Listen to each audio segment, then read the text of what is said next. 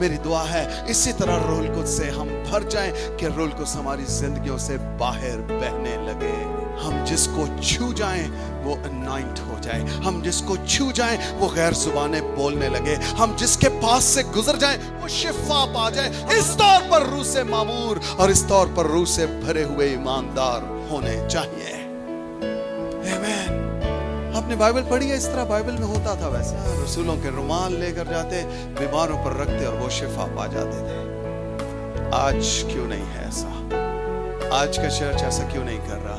सबब यह है आज का चर्च बिजी हो गया है। वो होली बुक से फेसबुक पर आ गया है, बाइबल मुकद्दस से वो सोशल मीडिया पर आ गया है, वो दुआया कोठरी से निकलकर वो एक्सपोज हो रहा है मीडिया पर, सोशल मीडिया पर। उसके पास वक्त नहीं है। किसी ने कहा कि इब्तदाई कलीसिया जैसे मौजज़ात क्यों नहीं हो रहे अब? मैंने कहा क्योंकि इब्तदाई कलीसिया जैसी दुआ नहीं हो रही अब वो दुआ करना शुरू कर दें, वो आज भी उसी तरह से मिरेकल्स कर सकता है।